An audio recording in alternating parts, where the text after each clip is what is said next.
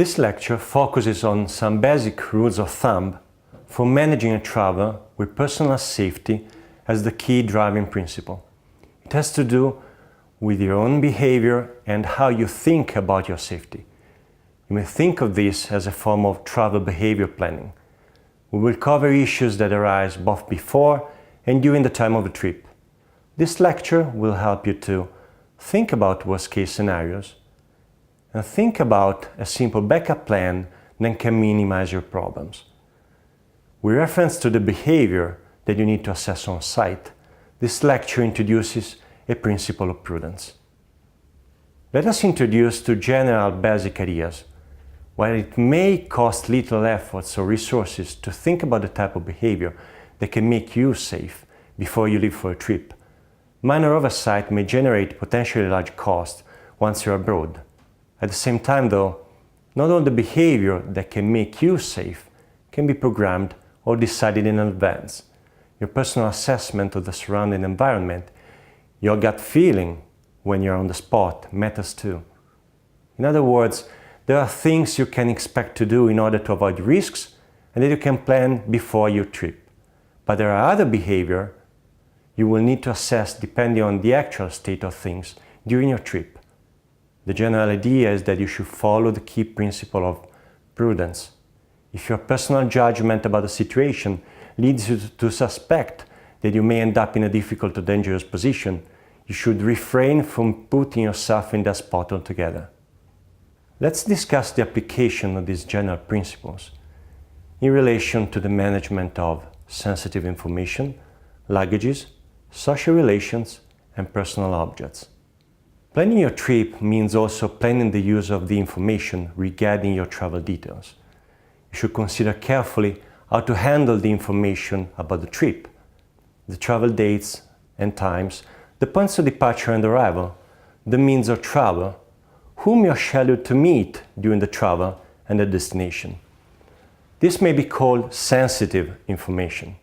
It is private, and sharing it with the wrong people can affect your personal well-being and safety.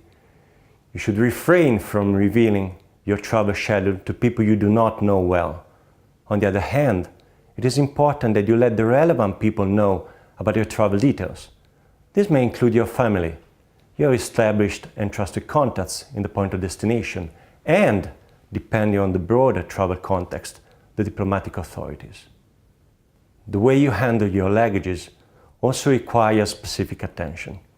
First of all, when planning your trip, you should check whether there are any restrictions on luggage content imposed by the countries of transit and destination. For instance, Australia imposes a ban on carrying food products. During every step of the travel, you should keep close control of your own luggages. You should be the one who prepares the luggages and knows exactly what is inside. When the travel starts, you should keep the luggages in sight at all times. They must be locked or closed at best when you sit in areas with other people. No stranger should be allowed to touch your luggages unless there is a clear case for it. If someone you do not already know offers to lend a hand and help you to carry the luggages, it is best to follow a basic rule of prudence. Be skeptical unless your assessment of the overall travel context suggests otherwise. In case there is a stop during your trip, you may use a temporary storage facility. You should make sure you understand the rules for the storage service, such as opening and closing hours, and how to handle a malfunctioning of the locks. You should take a few moments to have a look around and make yourself an opinion about the safety of the overall facility. For instance, you may check if there are open locks with luggage still inside. You may try whether the closed locks are safely sealed or whether they can be broken after they're closed. You may notice whether there is a sitting area nearby with individuals staring at whoever approaches the locks. When you travel by plane, before handing the luggages over to the airport personnel for check-in, you should check that they are securely locked. If you're not sure about whether anyone has tampered with your luggage, it is best to alert the airport or train station official personnel immediately. You should never forget the luggage safety means also all the travelers' safety. If anything unexpected happens, and if the authorities are not alerted promptly, you may be deemed responsible for it. Let's talk now about socializing. It is common to make casual acquaintances during a travel. A social attitude can make a trip more pleasant, but every attitude should be exercised with caution in those moments when you should safeguard your own well-being. It is important to pay attention to whom you get in contact with during a travel. There may be a case for caution against a stranger's unwarranted attention towards the details of your travel or the scope of your activities in the country of destination. If you have the impression that someone observes what you're doing, there may be a reason for keeping the distance. These are instances that require your personal assessment on the specific context.